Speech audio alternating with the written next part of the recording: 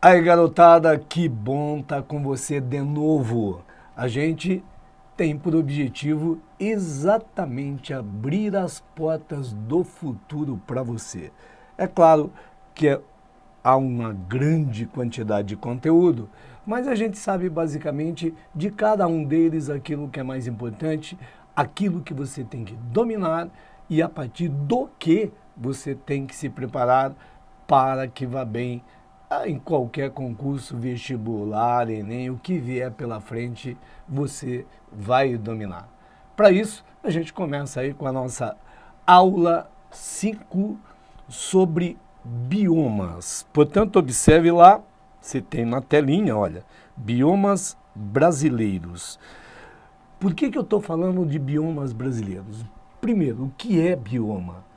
Bioma, a gente já viu, é um conjunto, ou é o conjunto, do clima, da flora e da fauna de uma região. O clima determina a flora, determina o tipo de vegetação de uma área. Clima e flora determinam a fauna da região. Por isso que a gente pode falar em fitogeografia e zoogeografia. Até interessante, pesquise um pouco sobre as regiões, que é o que a gente vai ver aqui, fitogeográficas, e as regiões zoogeográficas do mundo. Evidentemente que se você quiser especializar numa planta ou estudar qualquer tipo de animal, você vai estudar no local onde naturalmente esses seres existem. E evidentemente, se for um animal, vai depender do tipo de vegetação da região e do tipo de clima daquela região. Se você pegar o mapa mundi, eu sempre indico isso. Pegue o mapa mundi, depois o mapa do Brasil, sem colorir, assim, naturalmente, preto e branco. E aí você divida pelas regiões e vai pintando, você pesquisa e vai pintando conforme eu vou te mostrar aqui o mapa do Brasil. Mas se você pegar o planeta Terra, a gente vem lá do Círculo Polar Ártico, tem uma região chamada de tundra, por exemplo, onde tem no máximo 3 meses de verão por ano, e mesmo assim a temperatura não supera 10 graus. Evidentemente que o solo está quase... O subsolo está permanentemente congelado. No verão degela o solo e ficam aqueles charcos. Ora, num tempo curto desse, o que é que você pode deduzir?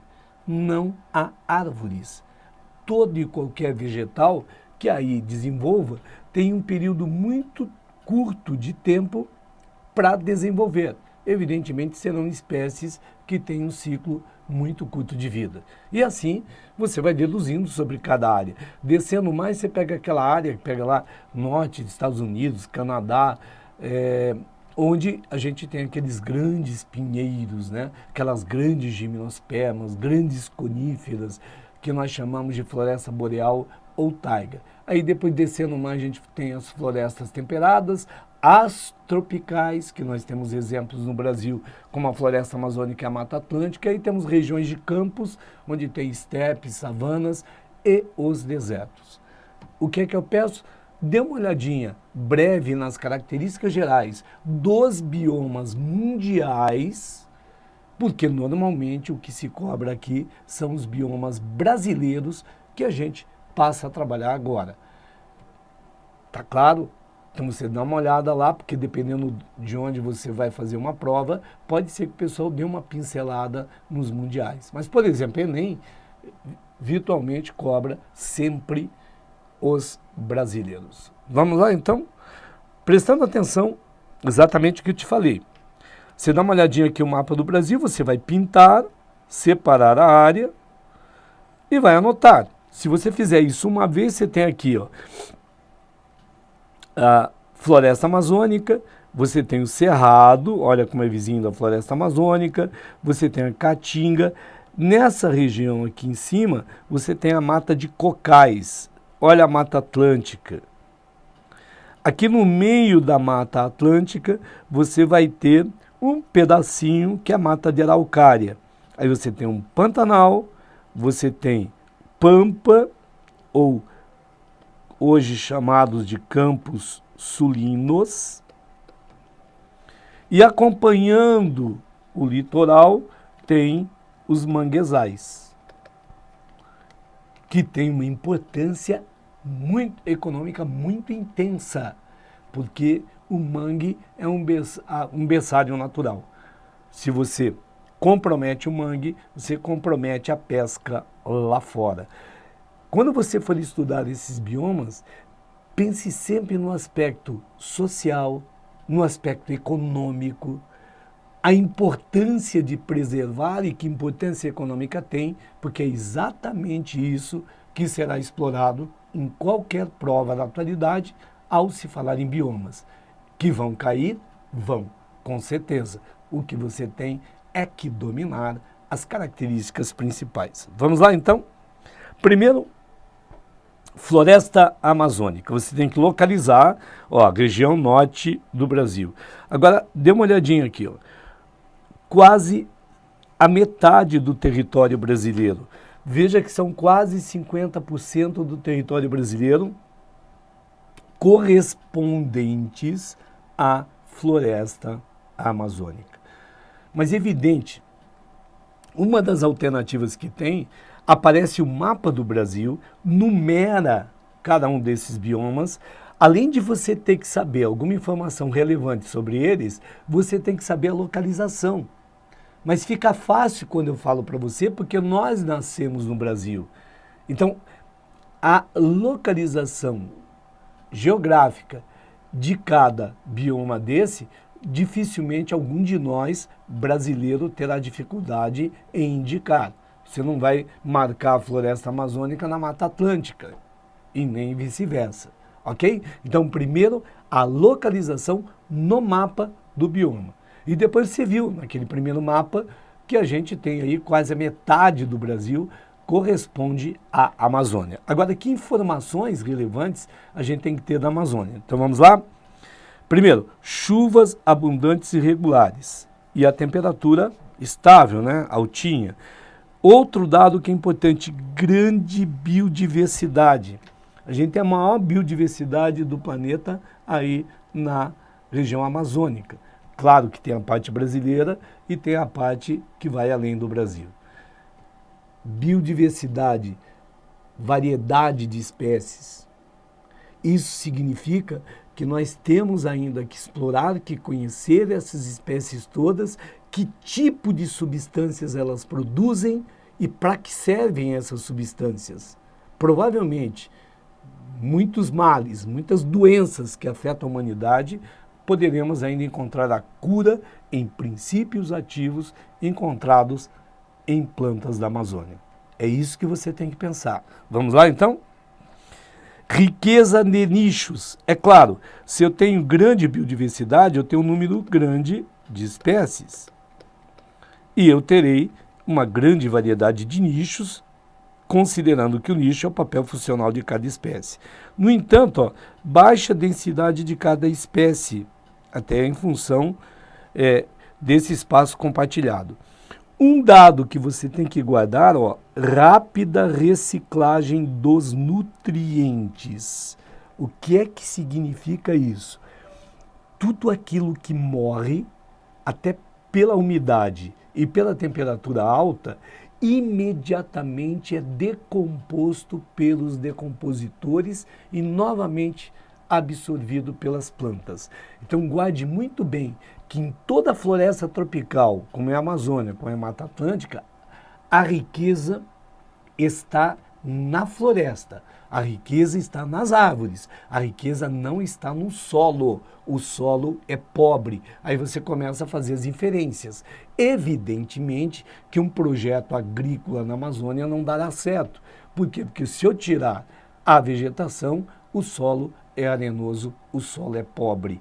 A gente tem que aprender a conviver com a floresta e explorar economicamente a floresta sem destruí-la. Esse é o desafio que nós temos, nós brasileiros.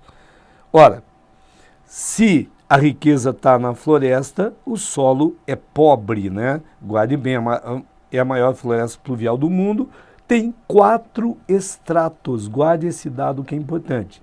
Nós temos uma vegetação rasteira, uma maiorzinha, árvores médias, aí 20, 40 metros, e árvores que podem chegar a 60 metros de altura.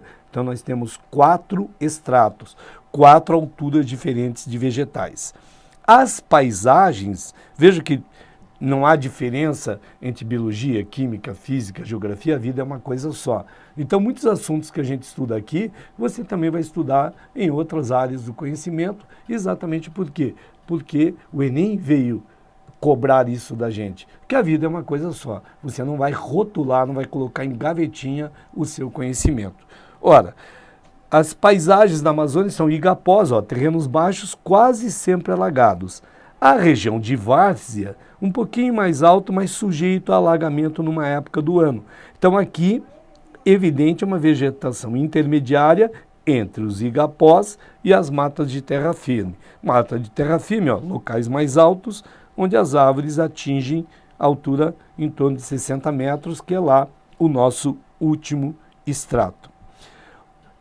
Ileia, do grego é floresta, por isso a gente chamamos a floresta amazônica de Ileia, e você vê aqui uma visão da floresta amazônica. A precipitação, às vezes, chega a mais de 5.000 milímetros por ano, né? Temperatura alta, 25, 28 em média. Agora você guarda aqui o extrato superior. Atenção, vou desenhar aqui. As árvores mais altas, aquela que chegam a 60 metros, atenção, a copa das árvores junta e forma um teto na floresta, que nós chamamos de dossel. Isso filtra a luz e faz com que o chão da floresta seja sombrio, escuro e úmido. É por isso, por exemplo, você vai lá, tira essas árvores mais altas, acaba com esse teto na floresta. Toda aquela luz do sol, todo aquele calor que era filtrado, vai chegar lá embaixo, ressecar e a gente começa a ter incêndios florestais. Eu quero que você perceba, então, como tudo é muito vulnerável. Quando a gente fala em preservação, quando fala em sustentabilidade, e é por esse viés que as provas sempre virão. Você tem que entender qual a importância, que tipo de ação a gente tem para preservar e por que certas atitudes viram grandes desastres ambientais. Tudo bem? Vamos continuar então. Mata Atlântica é outra floresta tropical, é menos exuberante que a Amazônia, e é a área mais devastada do Brasil. Gente, menos que 5% dessa mata original. Aí você entende por quê? Até porque a civilização brasileira, a ocupação do Brasil se dá no litoral. Aí estão as grandes cidades brasileiras. Até 4 estratos, né? Do Rio Grande do Norte ao Rio Grande do Sul. E 13% do território brasileiro, né? O clima tropical úmido ao norte, subtropical, quase que eu me atrapalho aqui, né? Subtropical úmido ao sul. Grandes árvores, então a gente pode ter até 40, 60 metros. As epífitas, epi é sobre, fito é vegetal. Então plantas que se desenvolvem sobre outras plantas, não são parasitas, apenas para ter acesso ao sol, porque são baixinhas, como bromélias e orquídeas, além das trepadeiras, né? Então nós temos cipós, grande número de cipós. Então você tem o pau-brasil, sempre que falar num bioma que tem pau-brasil, já marca a Mata Atlântica, que aliás é o que deu nome ao Brasil, né? Os ipês, né? Canela, jacarandá. Então a gente tem que saber alguns tipos de árvore, o palmiteiro, o Tepes edule, que é exatamente o palmito que foi mais devastado, né? Grande, samambaia, xaxim, né? A fauna, então você já tem jaguatirica, onça, mico-leão dourado, saguis. Então todos esses animais que a gente está acostumado a observar, você dê uma olhadinha no nome de todos eles. Então cobras, né? Várias aves e os anfíbios, né? Como o sapo, por exemplo. Muitas dessas áreas foram substituídas, a gente pega Pernambuco, por exemplo, a plantação de cana-de-açúcar, lá o cacau na Bahia, mesmo aqui no sul do Brasil, a banana, né? E a gente tem um grande problema da extração regular do palmito. Tudo bem? Então você vê, características são muito parecidas com a Amazônia, um pouco menos exuberante, porque são duas florestas tropicais que a gente tem. Então você vai lá no mapinha, olha o que você estudou e essas características. Vamos lá rapidamente? Ó, a Mata de Araucária é uma ilha cercada de Mata Atlântica. Então, às vezes, o pessoal trabalha até como especialização na Mata Atlântica por causa de quê? Da altitude. Ok? A árvore símbolo do Paraná, inclusive, era a Araucária angustifolia, que é o chamado pinheiro do Paraná. Aqui são 3 estratos, né? Então você tem o estrato que vai mais superficial, aí tem um herbáceo, e depois você tem as grandes árvores. Produção do pinhão, lembra que pinhão é semente, não é fruto, né? E olha aqui uma coisa importante, semelhante à taiga, ou a floresta boreal, aqui em função da altitude, correspondente àquela área do mundo de grandes pinheiros. Estações são bem definidas, tem um regime regular de chuvas, e olha os estados, ó, principalmente Paraná, Santa Catarina e Rio Grande do Sul. Por isso eu te falei que é uma área, é uma ilha cercada de Mata Atlântica, ok? Vamos lá, porque nosso tempo é curto para tanta coisa.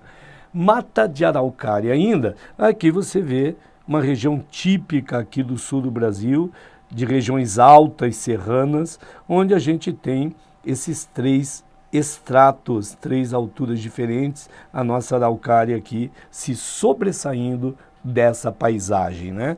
Índice pluviométrico até 1.400 milímetros ano, o andar arbóreo, claro, araucária, o podocapos, que é outro tipo de pinheiro, né? O arbustivo, então, as samambaias é o segundo andar, né? Onde tem grandes xaxins, e o andar herbáceo é a parte mais baixa, né? Onde estão gramíneas e algumas epífitas, ó, orquídeas e bromélias também. Lá em cima, lembra no mapinha que eu fiz um pedacinho, exatamente entre a floresta amazônica, entre a Amazônia, o Cerrado e a Caatinga, a gente tem um pedacinho que nós chamamos de mata de cocais ou zona de cocais. Ora, essa região de grande palmeiras, então você olhando uma paisagem com grande número de palmeiras, você já imagina que seja zona de cocais, como a Canaúba e o Babaçu, por exemplo. E o que representa essa região? Eu te mostrei no mapa. É uma área de transição entre a Amazônia, o Cerrado e a Caatinga. Então nós temos lá os estados do Maranhão, Piauí, né, Ceará e Tocantins. E que tem uma importância grande, por exemplo, a gente observa aqui cera para quem tem casa com chão de madeira, né, e vai lá encerar a casa, aí você pode olhar essa cera que normalmente extraída de algumas dessas palmeiras. E tem uma utilização, sempre vá pesquisar e veja qual é a importância econômica, portanto, de cada bioma, de cada região dessa fitogeográfica brasileira. E aí nós temos a Caatinga. A Caatinga, aqui você vê época de seca, né, ocupando 10% do território brasileiro. Então, pelo percentual, a gente também já identifica, né? Ocupando lá o Ceará, Bahia, Paraíba, Pernambuco, Piauí, Alagoas, Sergipe, Maranhão, Rio Grande do Norte e uma parte de Minas, ó. Então, característica desse bioma: baixa umidade relativa do ar, temperatura elevada e período de seca. Normal esse período de seca. Resultado, eu tenho pequenas árvores e arbustos, porque falta água. Riqueza de cactáceas. Oh, gente, xero é seco, fito é planta, então é planta de local seco, como você olha esses cactos aí presentes. Essas plantas de local seco, elas precisam ter uma raiz profunda para buscar água no lençol freático que está lá embaixo. Por outro lado, guarda, por favor, qual é o desafio de todo animal, todo vegetal que vive numa região que tem pouca disponibilidade de água? 1, encontrar água, por isso a raiz profunda. 2, manter a água. Por isso que a planta planta de local seco, xerófita, tem um parênquima aquífero bem desenvolvido. E 3, não perder essa água. Por isso que o cactus, por exemplo, a folha virou espinho e o caule é suculento para armazenar essa água.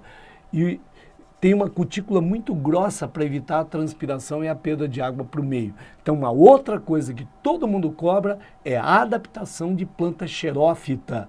E aí você vai lembrar, se você lembrar que tem que achar água, os desafios são esses. Armazenar água e não perder, você acaba decidindo pela resposta correta. Vamos lá? Então, riqueza de cactáceas. Ó, em época de seca, cactácea, árvores e arbustos espaçados e tortuosos com folhas esbranquiçadas. Na verdade, caatinga quer dizer mata branca. Exatamente esse aspecto que você observou aqui nessa fotografia, né? Maior riqueza, claro, em época de chuva, ó, umbu, mandacaru, a barriguda tem um caule que parece uma barriga de mulher grávida, porque acumula água, né? Juazeiro tem cidade com esse nome, Macambira. Então são árvores que no Nordeste o pessoal conhece bastante. Grande quantidade de peixes, anfíbios, répteis, né? O veado catingueiro, o preá, esse ratão do banhado, ó, ararinha azul, cuidado, macaco, prego, tatu-bola, o calango. Veja aí o que é o calango, né, que serve de alimento para muita gente na caatinga na época de seca. E a onça, a famosa onça, além das cobras, ok? O cerrado. O cerrado pega principalmente o Brasil central. Lembre que a nossa capital, Brasília, está no cerrado. Então, os estados, ó, Goiás, Bahia, Piauí, Maranhão, Mato Grosso do Sul, Tocantins, Minas, São Paulo e Distrito Federal, ok? Veja, 24% do território brasileiro, ali vizinho da Amazônia. Eu quero que você guarde isso aqui, outubro a março é época de chuva. Outubro a março é época de chuva. Outro detalhe, solo é muito ácido, escassez de nutrientes e grande quantidade de alumínio. O alumínio é tóxico para a planta. A questão do cerrado não é a falta d'água, é a falta de nutrientes do solo, o alumínio que é tóxico para a planta e a acidez do solo. Por isso, qualquer projeto agrícola no cerrado vai ter que fazer a calagem, vai ter que corrigir essa acidez do solo. Então você preste atenção, porque está virando uma grande frente agrícola no Brasil, o cerrado, o que tem devastado o cerrado original, mas para plantar você vai ter que corrigir a acidez do solo. E é claro que isso é explorado e cobrado nas provas, como por exemplo o Enem. Vamos lá, voltando? Ó, não é a questão da água, então nosso problema aqui é o solo ácido, falta de nutrientes e a grande quantidade de alumínio. Resultado, as árvores são pequenas. Ó, é como se fosse de local sem água. Xero é seco, morfo é forma, pseudo é falso. Então a planta falsamente de local seco, porque neste caso é como se vivesse num local com pouca água, com uma caatinga. Tá claro? Presta atenção, falou em pseudo-xeromorfismo, você já sabe que está falando no cerrado. Continuando, queimadas regulares. Essa queimada que tem regular no cerrado é benéfica, porque traz um novo ciclo de desenvolvimento. Por isso que as árvores são tortuosas. Cuidado, queimada regular. Não estou falando de queimada criminosa e provocada pelo homem por quaisquer fatores. Observe lá, flora com gramíneas, herbáceas, árvores dispersas na paisagem, ó, buriti, barbatimão, né, pequi, mangaba. A fauna, muita quantidade de insetos, aves, répteis, ó, gambá, importante, tamanduá. O lobo-guará é um chavão do cerrado, né? Além de tatu, ó, jaguatirica, né? Ema, cutia, cachorro do mato, sussuarana. E dá uma olhada aqui nas árvores tortuosas. Isso por causa exatamente da queimada regular. Então, falar em queimada regular, árvore tortuosa, você já sabe que está falando do cerrado. Um outro dado que é importante você guardar. O cerrado é um exemplo de savana ou campos sujos, que tem várias árvores e arbustos. Cerrado é um exemplo de savana. Savana como na África? Sim, cerrado é um exemplo de savana. Árvores tortuosas, queimadas regulares, solo ácido, pobre em nutrientes e rico em alumínio. Você vai se dar bem guardando isso. Vamos continuar? Os campos sulinos. Campos sulinos, vegetação herbácea, principalmente gramíneas, região de pastagem. Sabe por quê? Porque é uma área, um exemplo de estepe. Sempre que falar estepe, olha aqui, é região própria para pastagem. E ocupa lá a região sul, principalmente parte do Rio Grande do Sul, e corresponde a 2% do território brasileiro. O solo é fértil, hein? Normalmente, ok? A flora, gramíneas e leguminosas, veado campeiro, lobo-guará, ratão do banhado, capivara, curruíra do campo, quero, tem bastante aqui nessas paragens. E você vai guardar isso aqui, que é um exemplo de estepe chamado de campo limpo. Hoje, boa parte, já foi substituída por área cultivável, e lembra que lá o inverno é rigoroso e o verão é muito quente. Tudo bem? Rapidamente eu estou te falando as principais características desses biomas e que sempre são cobrados. Vamos lá para o Pantanal. Predomínio de gramíneas, você tem que entender que aqui sempre é um misto de vida aquática e terrestre e tem grande biodiversidade animal. Ocupa o quê? Centro-leste do Brasil, olha aqui, Mato Grosso do Sul e Mato Grosso, principalmente 1,7% do território brasileiro. Você vai guardar que o verão é quente, o inverno é frio e seco. E o pessoal divide o Pantanal em função da época de cheias. Janeiro a março, cheia. Abril e maio, vazante, está diminuindo a quantidade de água. Seca de junho a setembro. E enchente de outubro a dezembro. Por isso aqui passa cheio de janeiro a março. Aqui está o tuiuiu, que é a árvore símbolo, ave símbolo do Pantanal. Ok?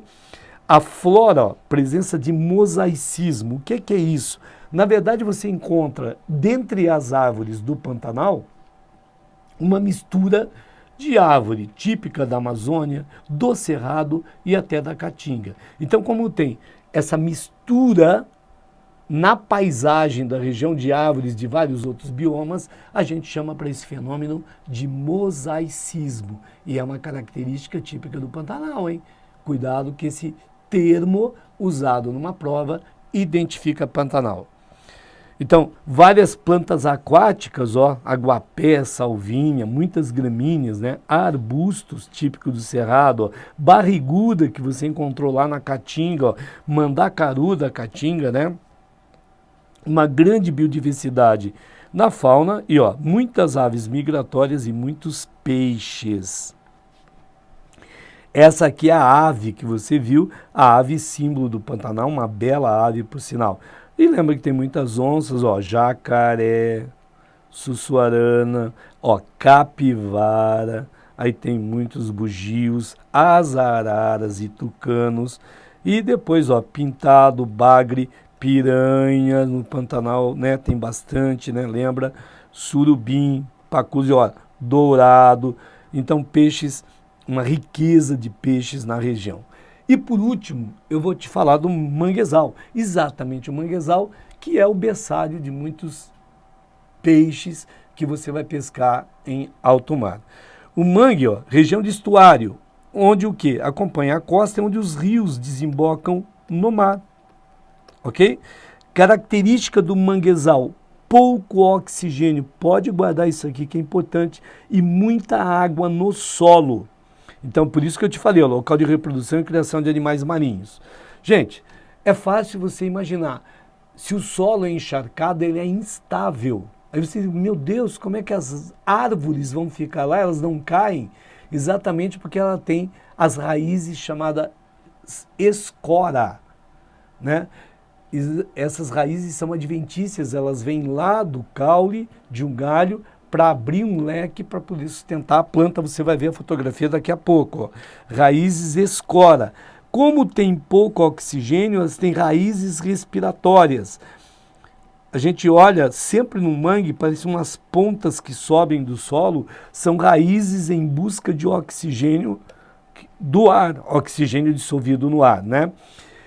Os vegetais típicos do mangue são esses três gêneros de planta, ó, Rhizófora, Avicênia e Laguncular. Em qualquer lugar do Brasil que perguntar as árvores típicas do mangue, pode marcar que são Rhizófora, Avicênia e Laguncular. Vamos lá? Aqui você vê ó, as raízes escora, veja como elas partem de uma parte aérea da planta para poder manter a planta num local instável, no solo encharcado. E aqui você observa essas pontas que sobem do chão, são raízes respiratórias. Ora, tem o mar, logo do limite entre a maré baixa e maré cheia, você encontra a região das dunas, né? E aí todo mundo conhece as dunas famosas no Brasil. Uma vegetação rasteira, halófita, acostumada a muito sal, e heliófita, fito é vegetal, né? A sol, sal e sol. Aí no final, já em direção ao continente, há arbustos. E o que separa essa área do continente são as restingas. Então já com arbustos, pequenas árvores, cactáceas e bromeliáceas. Claro, em direção ao continente já suportam menos sal e menor intensidade luminosa. Olha, assim a gente acabou de ver os principais biomas brasileiros. E meu amigo, minha amiga, guarda o que eu disse que é importante, porque é isso que define as suas provas. Rapidamente, vamos ver um teste aí do Enem, hein? Observe o mapa do Brasil. Ó, saiu de 1 e veio para 2. Saiu para cá, né? Saiu de 2 e veio para cá. Então, houve uma migração de lá para cá e dessa região para cá. Eu não te falei para você desenhar um mapinha e guardar. Aqui você já localiza todos os biomas brasileiros.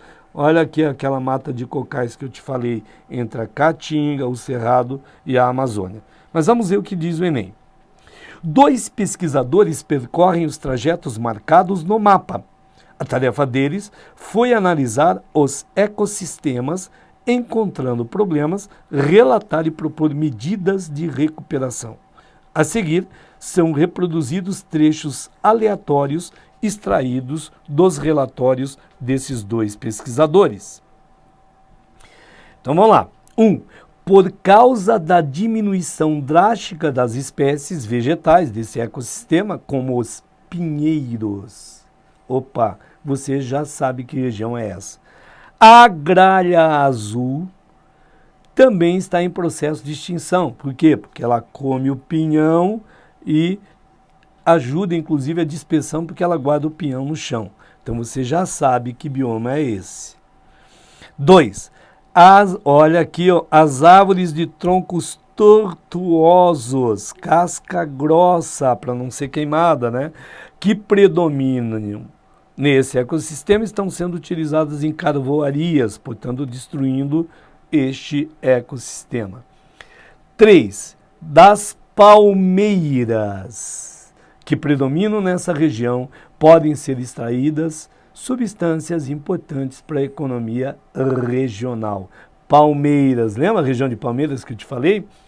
Apesar da aridez dessa região, em que encontramos muitas plantas espinhosas, te falei, folha transformada em espinho, não se pode desprezar a sua biodiversidade. Aí diz, os trechos 1, 2, 3 e 4 referem-se pela ordem aos seguintes ecossistemas. Então falou em pinheiro, mata de araucária, falou árvores tortuosas, cerrado, falou em palmeiras, zona de cocais, e falou na aridez, folha transformada em espinho, caatinga. Por isso que aqueles homens, O cangaceiro usa roupa de couro, para quê? Por causa dos espinhos, para não se machucar nos espinhos. Então você começa a perceber que em função do bioma, em função da característica de clima, flora e fauna, há inclusive uma inserção, há um reforço na cultura regional. Aí a gente começa a entender como vive o homem nessa região. E você começa a observar a importância que tem a gente estudar tanto a biologia, a geografia, porque eu vou ter inferência onde? Lá no desenvolvimento, inclusive sociológico da região. Gente, um grande abraço, até a próxima aula.